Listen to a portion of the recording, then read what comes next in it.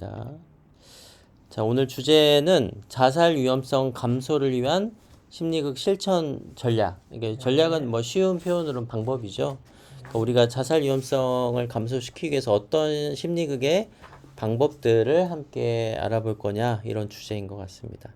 특히 좀 더 세부적으로 보면 자살 사고를 중심으로 우리가 어떤 행위의 갈증을 풀어내는 것부터 잉여 현실의 영역까지 심리극이 어떻게 흘러갈 것인가에 대한 주제이기도 하죠.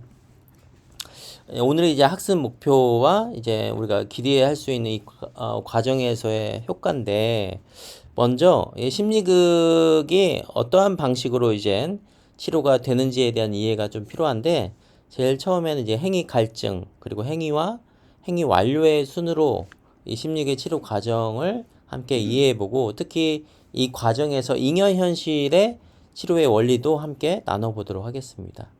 특히 오늘 주제는 이제 자살 사고가 심리학을 어떻게 심층적으로 접근할 수 있는지에 대한 내용을 함께 살펴볼 건데요.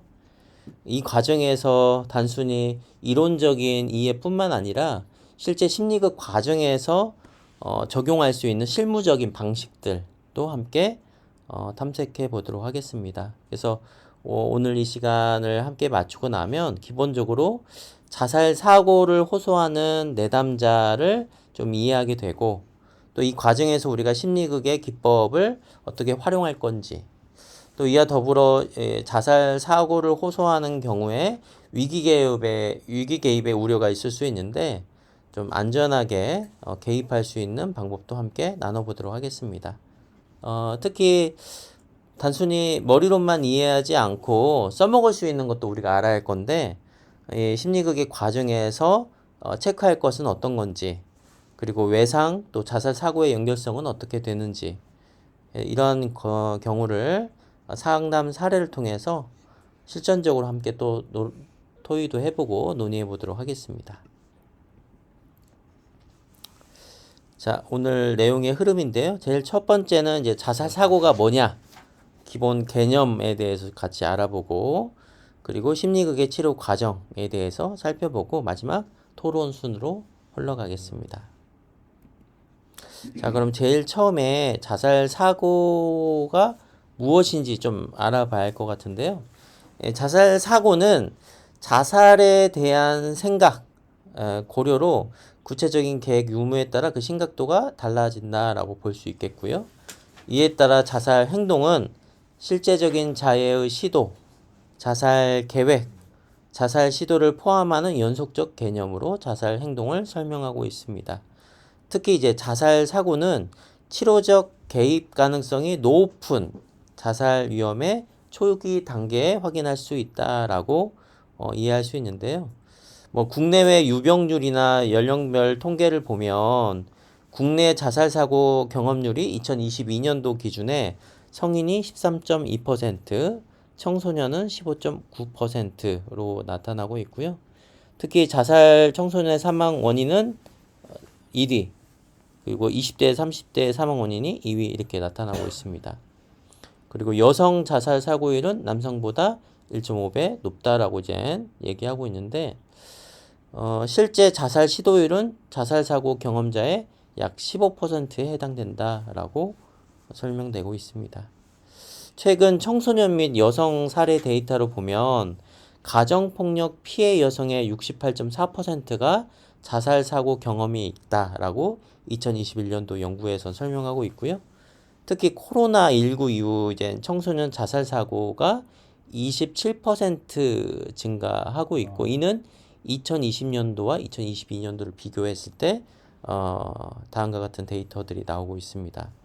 그래서 자살 사고 치료에서 이런 집단 치료의 효과성 입증하는 연구가 또 증가하는 추세다라고 현행 연구에서 밝혀지고 있고요. 자, 그러면 자살 사고의 심리, 인지, 사회적인 요인들을 좀 자세하게 살펴보도록 하겠습니다. 먼저 심리적인 요인은 이제 우울증을 얘기할 수 있는데요. 자살 사고 발생의 가장 강력한 예측 변인으로 보고 있고요. 두 번째는 외상, 트라우마에 대한 주제인데, 특히 가정폭력, 성폭력 피해와 강한 상관이 있다라고 연구에서 보여지고 있고, 무력감, 절망감은 문제 해결 능력 저하와 연결될 수 있겠습니다. 특히 정서 조절 어려움도 고통을 회피하거나 극단적 수단으로 적용할 수 있는데, 이와 관련된 인지적인 요인, 신념에 대한 요인은 이분법적 사고, 과잉 일반화, 터널 시야, 그리고 인지적 경직성의 인지적 요인들이 있을 수 있겠습니다. 사회적 요인을 보면 사회적 고립, 지지체계 부족, 대인관계 갈등, 사회 문화적인 압력 등이 이제 사회적인 자살 사고의 요인으로 볼 수 있겠고요. 마지막으로 보호 요인은 사회적인 지지망, 삶의 의미와 목적, 그리고 문제 해결 능력, 이런 정신건강 치료가 자살 사고에 있어서의 보호 요인이다 라고 볼 수 있겠습니다. 앞에서 얘기했던 내용과 조금 겹쳐지기도 하는데요. 결국 이제 자살 사고의 주요 위험 요인은 결국엔 정서적 고립감과 사회적 단절, 트라우마, 정신질환, 물질 남용, 충동성이 이제 자살 사고를 높이는 위험 요인으로 볼 수 있겠습니다. 이런 자살 사고를 보호하기 위한 요인으로는 사회적 지지와 소속감, 효과적인 대처 기술 문제 해결 능력, 삶의 의미와 목적 발견, 전문적 도움 접근성 및 치료 참여라는 이런 보호 요인으로 볼 수 있겠는데, 이따가 뒤에서 설명하겠지만 결국 우리가 이런 자살 사고에 대한 이런 위험 요인을 심리학적인 방식을 통해서 컨테이너 더블이라든지 주인공 입장에서 힘이 되는 여러 자원들을 구성하는 것이 매우 중요할 수 있겠다라고 볼 수 있겠습니다. 그래서 심리극 치료에서는 이 두 가지 요인을 동시에 개입시킬 수 있는 아주 강력한 도구다라고 볼 수 있겠고, 이러한 위험 요인과 보호 요인을 심리극을 통해서 적절하게 그 균형점을 맞춰가서 점점 보호 요인을 올리는 거, 결국엔 그것이 자살 사고를 감소시키는 구체적인 방향성이다, 치료적인 목표다라고 볼 수 있겠습니다. 자, 그러면 심리극의 치료의 메커니즘에 대한 간단한 설명인데요. 이거는 뭐 다 알고 계실 테니까 간략하게 한번 살펴보자면, 제이크 모레노는 이제 즉흥적인 방식을 통해서 심리극을 접근했잖아요. 특히 자발성과 창조성의 핵심 원리를 바탕으로 우리가 갖고 있는 내적 진실을 추구했죠. 특히 심리계 진행 과정은 준비 단계, 행위의 단계, 나누기 단계로 이루어지는데, 이러한 각각의 진행 과정이 이 6가지 치료적 요소를 일으키죠. 정서적 정화, 감정의 표출이라고 얘기하죠. 그리고 인지적 통찰 또는 행위적 통찰도 이 안에 포함될 수 있겠습니다. 그리고 대인관계 학습, 우리는 행동훈련이라고도 하는데요. 그리고 이 안에서는 또 행동훈련, 텔레의 어떤 회복, 전이 역전이의 탐색도 대인관계 학습 영역의 치료적 요소로 설명되고 있습니다. 그리고 상상의 자극, 그리고 비특이적 치유 요소, 이런 부분들이 이제 심리극의 과정에서 치료적 요소로 작동된다라고 켈러만 선생님께서 얘기를 해주셨죠. 특히 집단 역동의 치료적 힘으로 설명되고 있는 것은 이런 자살 사고를 갖고 있는 내담자가 우리 같은 심리극을 통해서 소속감, 연대감, 연결을 이제 회복시키고, 단순히 말뿐만 아니라 몸의 경험, 감각의 회복, 그리고 감정적인 적절한 표현을 통해서 자신의 경험을 통합시키게 되죠. 근데 이러한 과정들을 이제 심리극에서는 이런 기법을 통해서 다양한 관점의 변화, 그리고 자신의 삶에 대한 새로운 이해, 그리고 공감을 형성하는 힘을 갖고 있습니다. 뭐 요건 좀 넘어가도 될까요? 심리극의 기본적인 무대나 분위기는 다 알고 계실 테니까. 자, 그러면 심리극에서 주인공이 호소 문제, 그리고 심리극에 다루고 싶은 이야기, 그 심리극의 목표를 설정하는 과정에서 주인공이 이 심리극을 통해서 어떤 얘기를 하고 싶은지를 얘기하게 되는데, 이 과정에서는 이제 행위 갈증이 이제 드러날 수 있겠죠. 그러니까 행위 갈증은 모레노는 억압된 감정과 경험을 표현하고자 하는 내적 욕구다라고도 설명했고, 삶에서 충분히 표현하지 못한 내면의 감정이나 생각이 행동으로 표출되고자 하는 심리적인 압력이다 라고도 얘기했고요. 이 과정에서 해결되지 않은 갈등, 상처, 욕구 등이 몸을 통해서 또는 감정을 통해서 느끼는 표현의 욕망이다 라고 설명했습니다. 그렇다면 우리가 오늘 주제인 이 자살 사고와 행위 갈증이 어떤 관련성이 있을까? 자살 사고를 가진 내담자는 자신의 고통, 절망감, 이 무력감을 적절하게 표현하지 못한 상태에서 극단적인 해결책을 모색한다라고 보고 있는데요.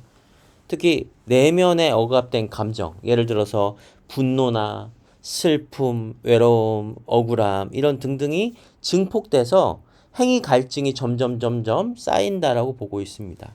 그래서 심리극에서는 이렇게 안전한 환경에서 이러한 행위적인 갈증을 우리가 찾아내고 표현할 수 있는 기회를 제공하는 것이 중요할 수 있겠는데요. 이제 문헌에서는 이렇게 얘기를 하고 있어요.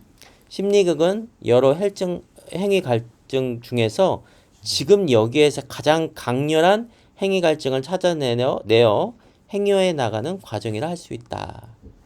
그래서 내적 압박감, 표현에 대한 욕구, 역할에 대한 시도까지 드러나는 것이 이 행위 갈증에서의 주요 방향성이다. 자, 그러면 이제 자살 사고 맥락에서 이 행위 갈증은 어떤 유형들이 있을까 좀 살펴볼 수 있겠는데요. 앞에서 얘기한 것처럼 억압된 감정이나 욕구를 표현하지 못하고 쌓여 있을 때 정서적이고 심리적인 어려움들, 갈증이 일어나게 되는데 이 자살 사고 상황에서는 내적 고통의 표현이나 해소, 새로운 대안 모색 등의 행위 갈증들이 이제 두드러져 보일 수 있겠죠. 예를 들어서 두 가지 사례를 좀 준비했는데요. 가정폭력 피해 여성의 행위 갈증과 청소년 행위 갈증의 유형 이렇게 나눠서 볼 수 있겠습니다. 첫 번째로는 가정폭력 피해 여성의 행위 갈증은 관계 단절과 소속감의 상실로 남편의 통제로 인한 이웃, 친구 관계를 차단해서 오는 소속감의 갈증. 예를 들어서 뭐 남편 때문에 친구들도 못 만나고 늘 혼자였어요. 그래서 저는 가끔 죽고 싶다는 생각이 들었죠. 이런 어떤 행위 갈증을 얘기하기도 하고 이런 걸 통해서 억압된 분노와 자율성을 회복하는 갈망이 폭력상에서 자기 표현이 억압된 상태에서 벗어나 주체성을 회복하는 욕구, 또 쉼터 입소 후 집단 소속감을 통해서 자살 사고가 감소했다는 그 연구의 사례도 있었습니다. 두 번째로 청소년의 행위 갈증 유형인데요. 또래 관계 갈증과 인정 욕구로 교관계 문제로 인해서 소속이나 수용 욕구가 이런 충족 갈망이 생겼을 때 특히 연구에 따르면 중학생 대상 연구에서는 친구 관계 개선이 자살 위험성을 27% 정도 감소시킨다라고 밝혀지고 있습니다. 그래서 또 다른 사례는 가족 관계 내 감정 표현에 억압이 있는데 부모와 갈등, 가족 내 의사소통 단절로 인한 감정 표현에 갈증이 있는데 뭐 예를 들자면 엄마한테 하고 싶은 말이 많은데 말할 수가 없어요. 그럴 때면 다 포기하고 싶어요. 라고 얘기하는 이런 행위 갈증의 호소들이 드러날 수 있겠습니다. 자, 그렇다면 이러한 행위 갈증을 우리가 어떻게 관찰하고 초점을 잡을 것이냐. 이는 주인공의 내적 욕구를 파악하는 중요한 사인들이 될 수 있겠는데요.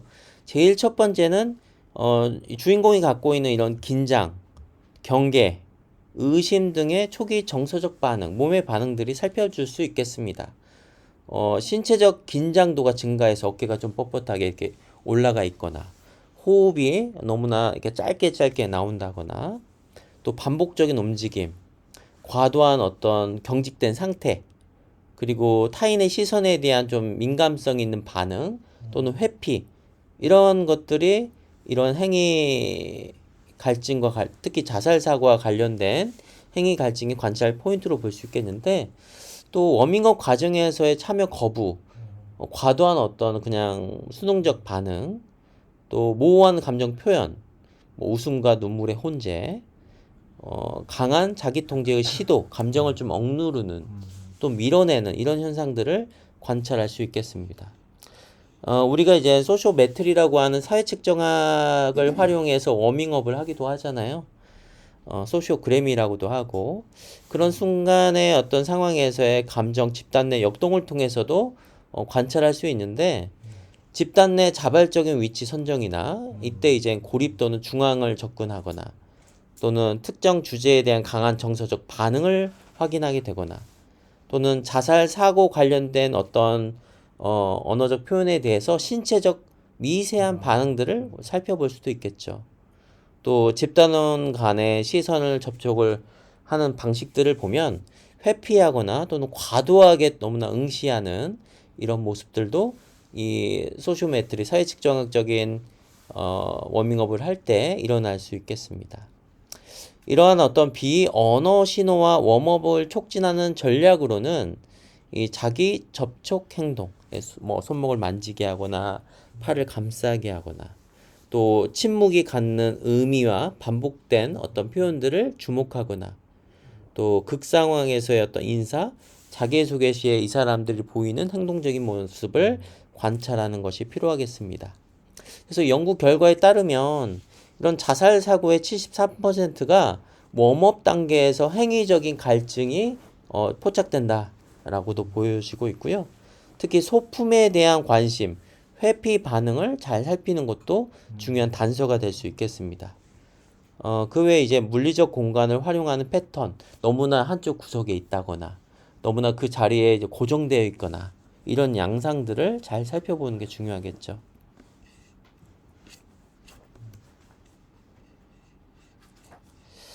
자, 특히 행위 갈증을 이제 장면을 묘사했을 때 우리가 주인공으로부터 확인할 수 있는 여러 가지 부분들이 있는데 주인공이 침묵하거나 무기력해 있거나 불안을 표출하는 그런 행위적 갈증의 찰나인데 예를 들어서 원형으로 배치된 의자들 중앙에 빈 공간이 있고 조명이 어둡게 설정되고 주인공은 구석에 웅크려 앉아 있음. 또 주변의 보조자들은 침묵을 유지하고 주인공의 행위 갈증이 표출되길 기다리는 상황에서 주인공이 만일에 비언어적 이런 신호를 보낼 수도 있겠죠. 몸을 앞뒤로 작게 이렇게 불안정하게 흔들거나 손가락을 의자 팔걸이에 뭐 세게 뭔가 경직된 상태로 있거나 시선을 회피하거나 눈빛을 바닥을 쳐다보거나 또는 호흡이 너무나 간헐적으로 한숨을 쉬거나 짧게 내뱉거나 불안정한 호흡들을 보면서 주인공의 이런 행위 갈증의 어떤 비언어적 단서들을 살펴볼 수 있겠습니다. 그래서 만일 장면을 전개한다면 디렉터가 지금 이 순간 어떤 생각이 당신과 함께 하고 있나요?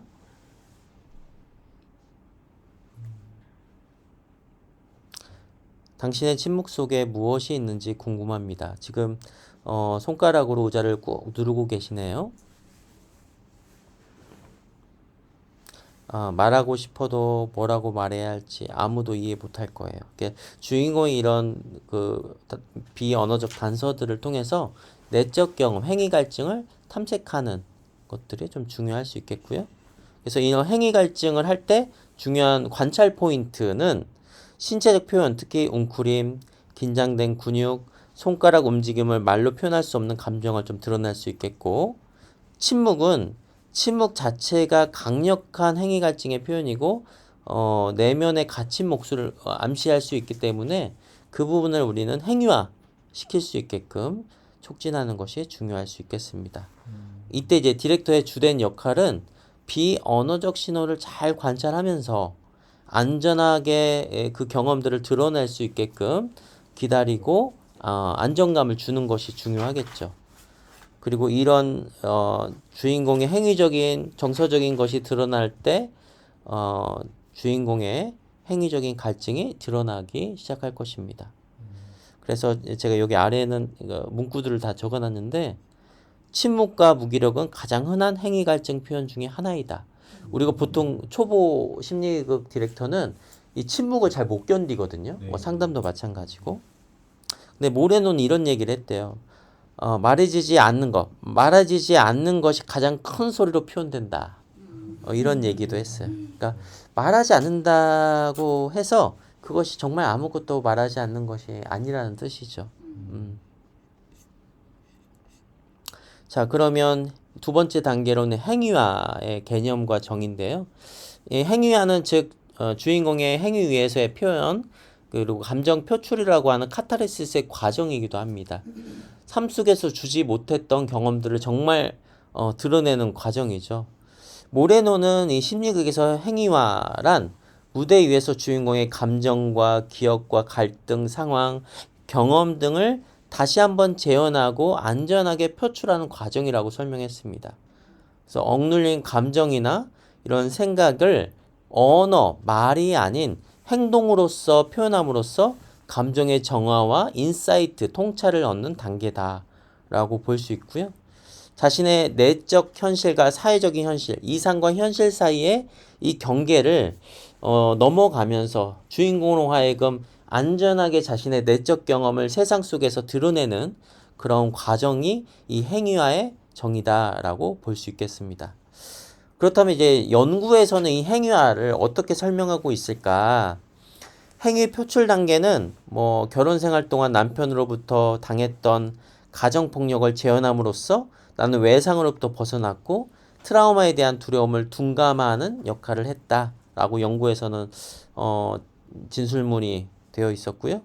이 가정폭력 피해 여성의 연구로 보면 행위화를 통해서 억압된 감정을 표출하고 트라우마로부터 조금 더 둔감화되는 것을 확인했다라고 보고요. 또 다른 청소년 연구에서는 자살 사고의 감소에 영향을 준 핵심 요소로 집단 내 감정 표현, 공감적인 경험이 주인공에게 심리를 경험했던 사람들에게 도움을 줬다라고 설명을 하고 있습니다. 자살 사고 맥락에서는 행위화를 어떻게 보고 있을까요?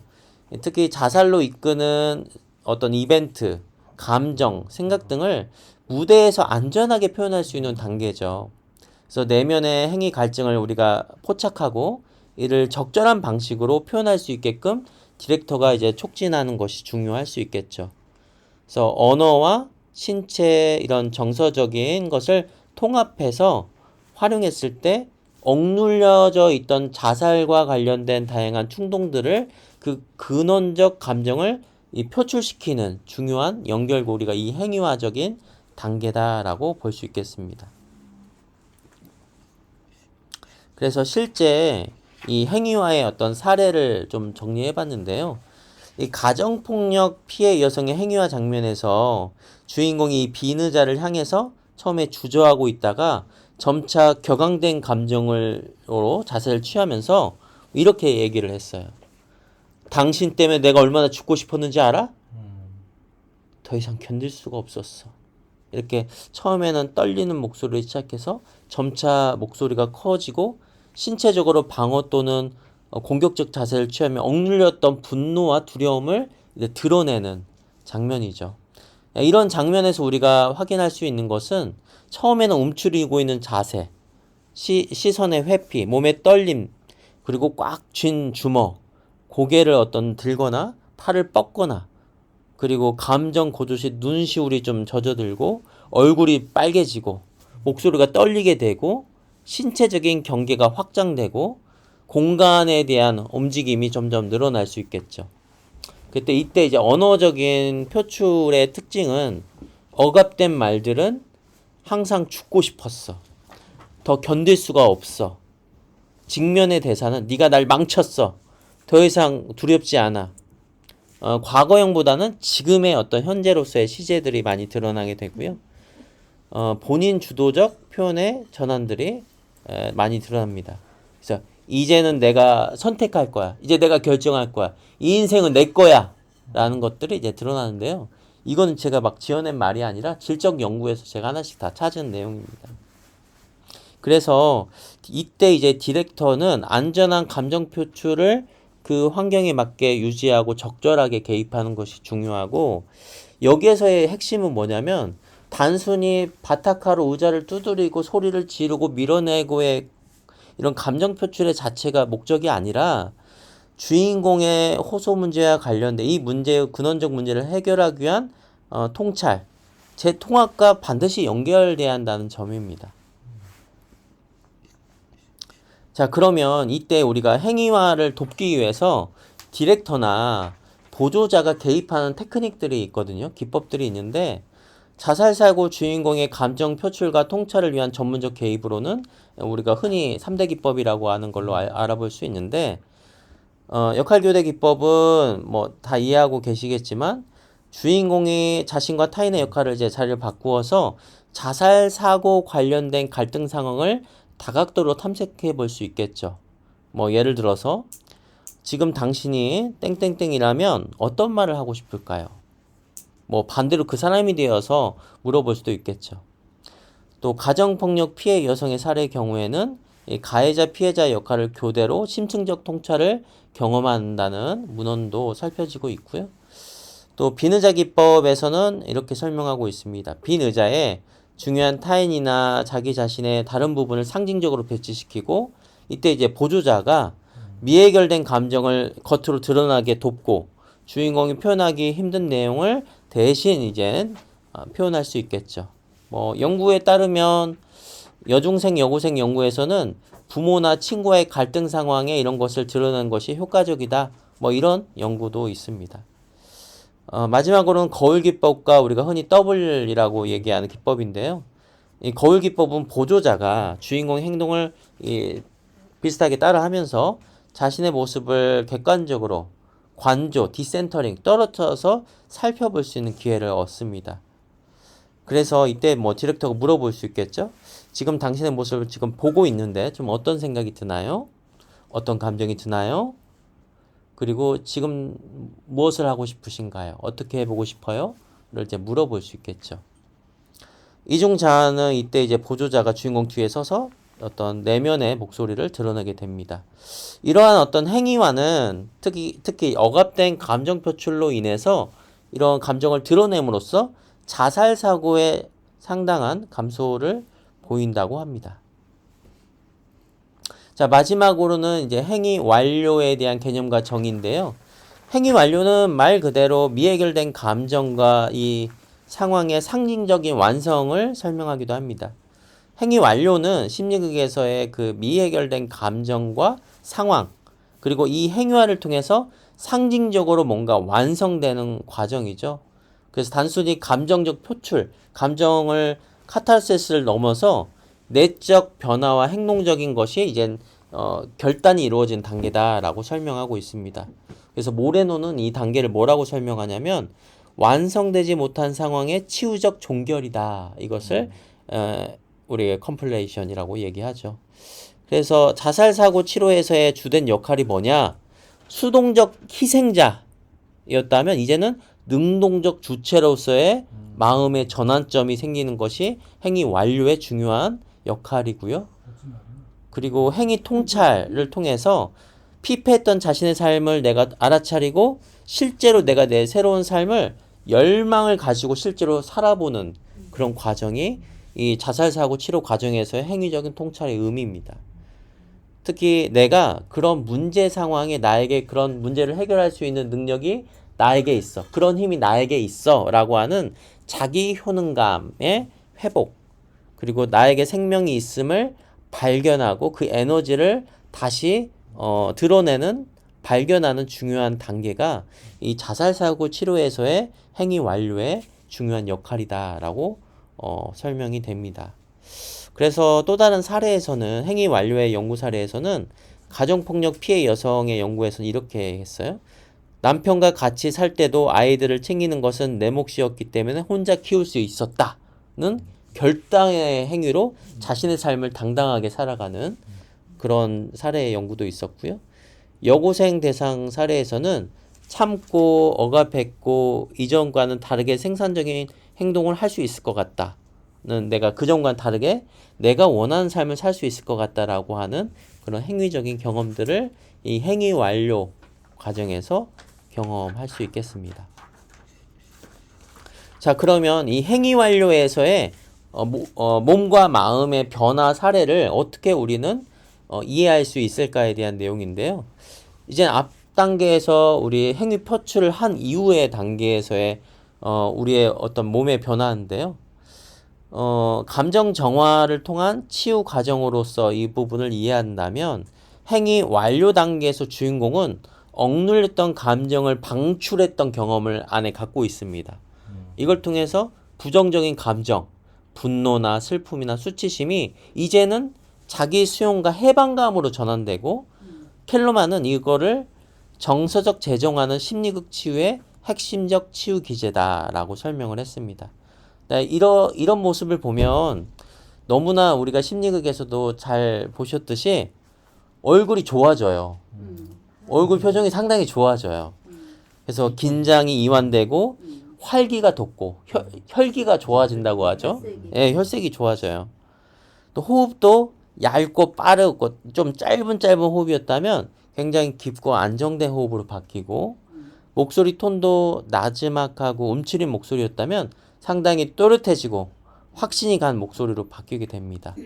그리고 자세도 상당히 경직되고 음칠인 자세였다면 개방적이고 확장된 신체의 언어를 확인할 수 있고 또 신체 이완 정도도 근육 긴장도 감소되고 어깨도 이제 이완된 상태. 그리고 눈 마주침도 상당히 직접적으로 바라볼 수 있는 그런 상태로 볼 수 있겠습니다. 실제 사례에서의 변화를 보면은 이런 얘기들이 오갔어요. 참 인상적인데요.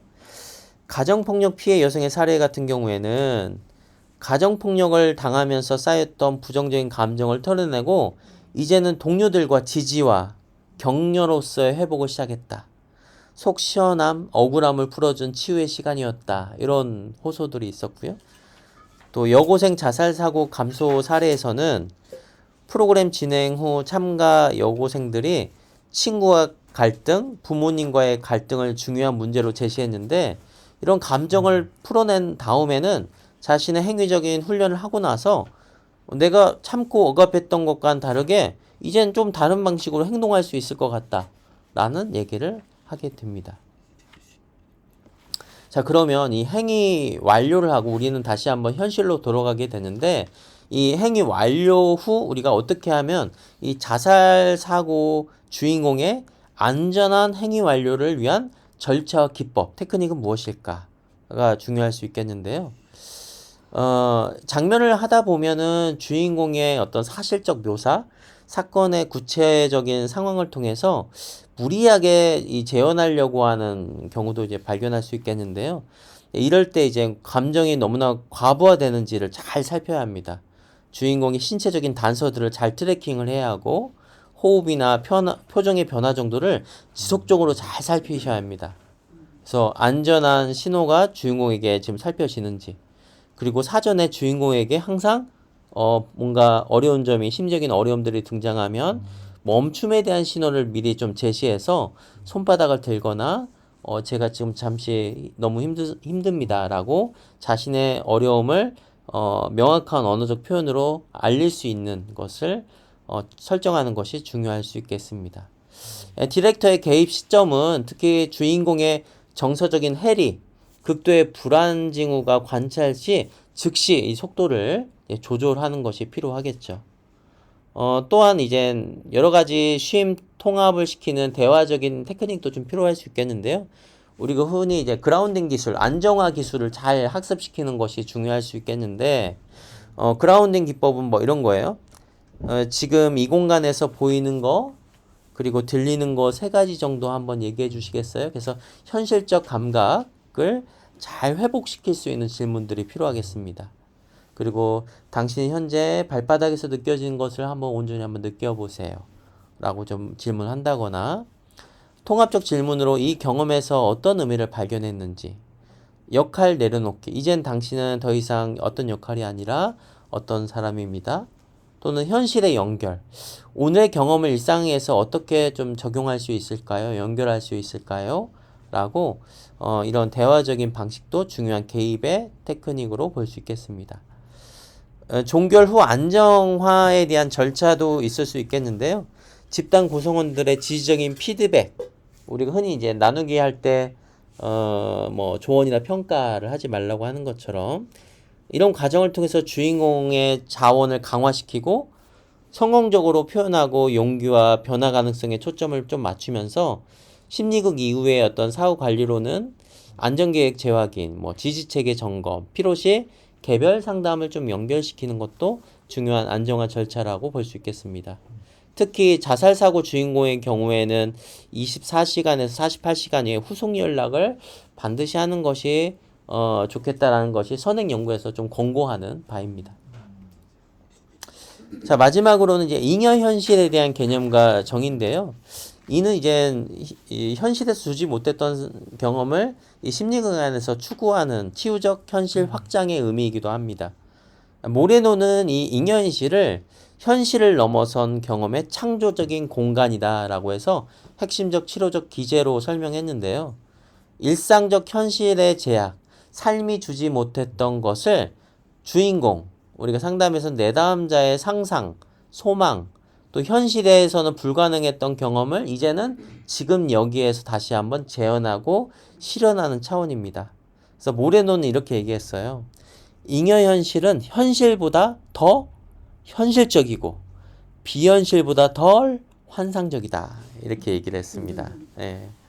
그래서 이런 잉여 현실의 치료적인 특성들이 있는데 미해결된 감정과 상황에 대한 상징적 해결, 과거 못했던 행동, 말하지 못했던 감정을 안전하게 표현하는 것, 또 존재하지 않았던 인물, 뭐 고인이라든지 미래의 자신이라든지 뭐 또는 직접 만날 수 없는 신의 존재라든지 그 대상과의 만남을 통해서 자신의 현실에 해소되지 못했던 것을 드러낼 수 있겠고요.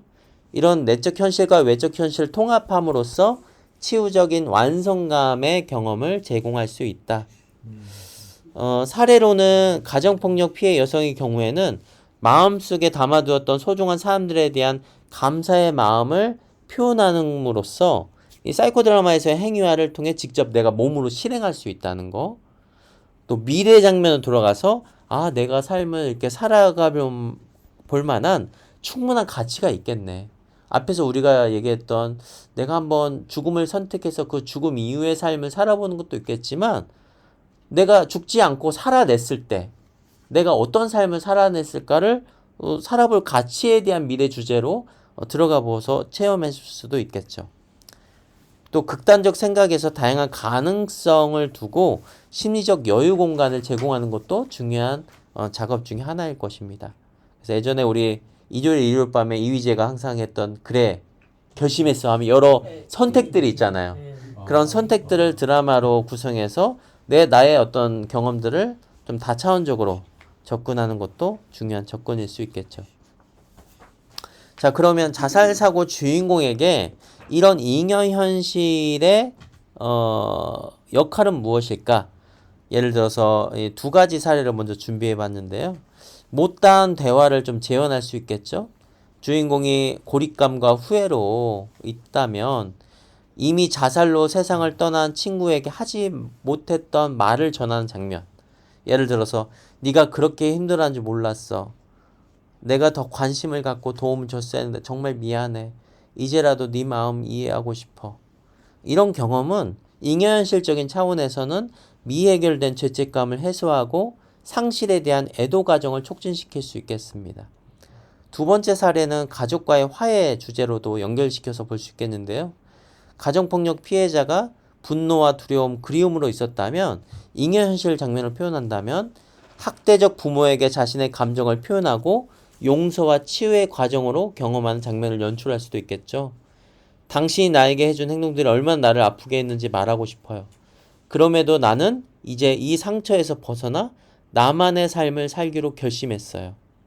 이걸 통해서 주인공은 억압된 감정의 표출, 자기 주체성의 회복, 미래지향적 관점의 형성으로 볼 수 있겠죠. 그래서 심리극에서 현실에서 불가능한 경험을 심리극에서 재현함으로써 내적 자원을 회복하는 중요한 의미를 잉여 현실로서 우리가 이해하고 실제로 연습할 수 있겠습니다. 자, 그럼 앞에서 얘기했던 행위 갈증, 행위화, 행위 완료, 마지막 잉여 현실까지를 좀 통합해서 한번 설명해 볼까요? 행위 갈증, 즉 억압된 감정의 욕구가 무엇인지, 그래서 내면에 축적된 표현의 욕구는 무엇인지, 또 미해결 감정의 것은 무엇이고 그 자살 사고에 대한 내재화를 탐색을 하고요. 두 번째 단계에서는 이런 감정의 상황을 드러내고 무대 위에서의 재현을 하고 이때 정서적 표출, 감정의 방출이 일어나게 됩니다. 이후 이제 행위 완료 후 인적 재구성, 대안적 행동을 모색하고 자기를 좀 더 잘 이해할 수 있겠죠. 그걸 통해서 현실 속에서 주지 못했던 경험들을 내가 경험함으로써 현실을 또 초월해서 새로운 경험을 얻고 미해결된 관계들을 완성하거나 새로운 자기의 상을 구현시킬 수 있겠죠. 그래서 이걸 통해서 임상 적용 시 각 단계별로 자살사고 감소 효과를 우리가 기대할 수 있는데 첫 번째 행위 갈증에서는 자살 충동의 이면에 있는 나의 욕구가 뭘까? 내가 무엇 때문에 죽고 싶은 마음이 들까를 발견하고 행위화를 통해서는 내가 사실은 이러한 어떤 것 때문에 자살 생각들이 계속 떠오르는데 그 고통스러운 감정을 방출하기 위해서 안전하게 그 장을 만들어주는 거. 그걸 통해서 감정을 방출하고 나뿐만 아니라 좀 그 공간 속에서 지지받는 경험을 통해서 드러나게 되죠. 이를 통해서 자기 이해가 심화되고 그 상황에서 내가 어떻게 행동하는 것이 조금 더 적절하고 새로운 방식인지를 학습하게 됩니다. 이를 통해서 내가 앞으로의 새로운 삶에 대한 모습, 나는 어떤 존재로서 살아갈 것인지에 대한 미래 희망을 재창조할 수 있는 단계로 이 과정을 좀 설명할 수 있을 것 같습니다. 그래서 이 각각의 단계는 이제 따로따로 이제 분리된 것이 아니라 순환적이고 통합적으로 적용될 수 있겠죠. 그래서 제가 이걸 사례를 하나 준비를 해봤는데 행위 갈증에서 행위화로의 상실의 고통을 표현한 무대를 제가 사례를 몇 가지를 좀 각색해서 한번 정리를 해봤습니다. 무대 원형에서의 의자들 중앙에 빈 공간에 있고 무대 왼쪽에 작은 두 개의 의자를 놓아놓고 조명이 중앙을 이렇게 밝히고 있는 거예요. 웜업에서 주인공 30대 여성은 반복적으로 손을 만지작거리며 특정 이야기의 목소리가 떨리고 그때 엄마가 라는 말을 반복적으로 하다 멈추다 하죠. 이때 디렉터는 미완성된 서사와 신체적인 긴장의 모성 상실에 대한 행위 갈증을 이제 감지를 하게 되는데요. 디렉터가 얘기합니다. 우리 정표쌤이 디렉터, 우리 선생님이 주인공. 지금 이 공간이 어디인지 말씀해 주시겠어요? 병원이요. 5년 전에 엄마가 돌아가신 병실이에요. 그 병실에서 누가 있었나요? 저와 엄마요. 다른 가족들은 잠깐 나가 있었어요. 엄마는 침대에 누워 계셨고 마지막 숨을 쉬고 계셨어요. 그 순간에 당신을 한번 보여주시겠어요? 여기 침대가 있고 엄마가 누워 계십니다. 당신은 어디 있었나요? 여기요. 엄마 손을 잡고 있었어요. 이제 그 순간에 있는 당신입니다. 지금 무슨 생각이 드시죠? 엄마 가지 마세요. 아직 할 말이 사랑한다는 말을 하지 못했어요. 제가 원해서 죄송해요. 보조자에게 어머니 역할을 맡아달라고 할게요. 그리고 그때 하지 못했던 말을 지금 해보시겠어요? 할게요. 그동안 못했던 말 여기서 해볼게요. 이렇게 이제 할 수 있겠죠. 요런 작업들을 하면 앞에서 이제 반복적으로 이제 설명하셨지만 결국 못다한 말이 현실에서 못다했던 말들을 함으로써 자살사고의 행위 갈증으로 드러날 수 있다, 표현할 수 있다 라고 볼 수 있겠습니다.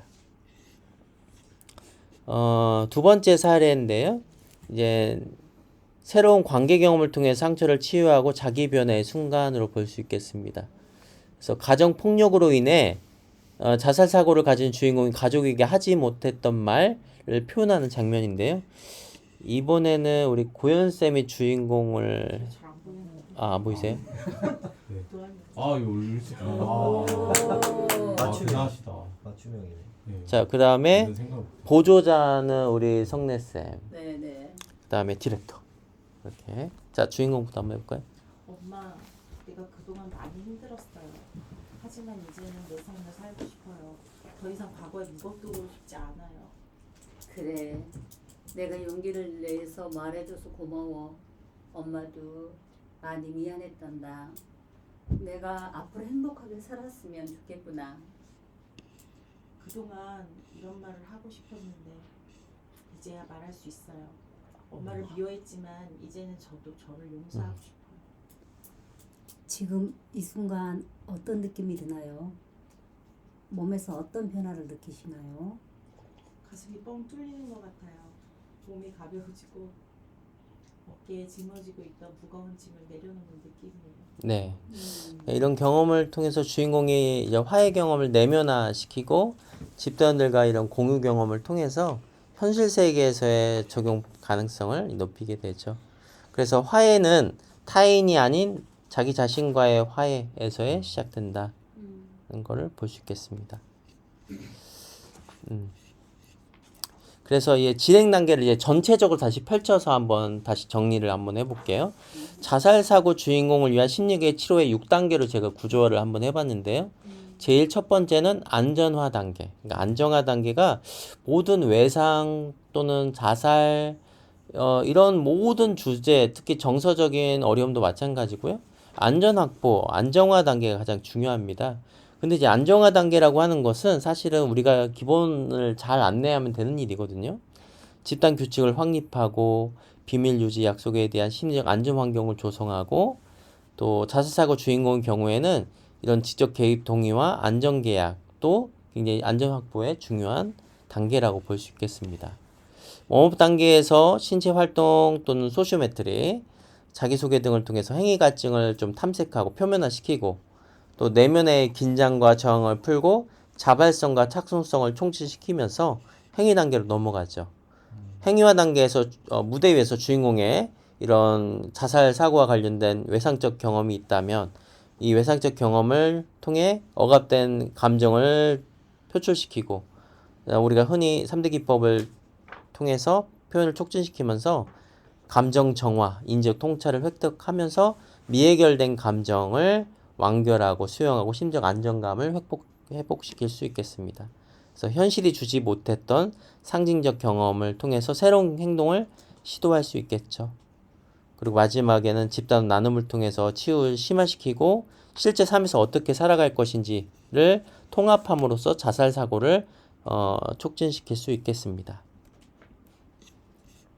그래서 제 뒤에 부분은 실제 웜업에 대한 세부 기법들을 좀 적어 놨고요. 요거는 좀 읽어보시면 되겠습니다. 요거 또 일반적인 부분들인데 이것도 일단 넘어갈게요. 그래서 제가 이 뒷부분은 이제 행위와 그 다음에 행위 갈증, 행위와 행위 완료로 설명했다면 요 뒤에 단계는 do it, undo, redo로 설명했어요. 근데 이게 내용이 반복되거든요. 이거는 이제 같은 연결고리로 이해하시면 되겠습니다. 자, 마지막으로는 안전절차 위험 평가 체크리스트를 제가 한번 만들어 봤는데 이제 하기 전과 그리고 하는 중 그리고 마무리 단계에서 우리가 심리 디렉터도 이런 체크리스트를 통해서 자기 점검을 하는 것이 전 매우 중요하다고 생각하거든요. 그래서 자살 위험도 관리를 위한 목적으로 심리극 진행 전에 안전 절차로 다음과 같은 거를 확인할 수 있겠습니다. 사전 스크린, 자살 위험 평가 및 초기 면담을 통해서 이 집단들이나 주인공의 적합성 평가를 하는 것이 중요할 수 있겠고, 응급 대응 시 내가 어떻게 할지도 미리 이제 라운딩을 해놓는 것이 굉장히 중요할 수 있겠죠. 위기 상황 발생 시 내가 어떤 사람에게 연락해서 지시 체계를 찾거나 의료로 혹시 연계를 하는 경우에는 어떻게 연계할 건지, 또 이런 과정들을 구두로만 표현하는 것이 아니라 동의서를 작성해서 비밀 보장에 대한 범위와 안전 조치에 대한 충분한 설명, 서면 동의를 통해서 심리 진행 전 안전 절차를 소개할 수 있겠고, 또 보조치료사 배치해서 고위험군 참여 시 이 개별적인 관찰에 대한 모니터링도 확보하면 가장 좋겠습니다.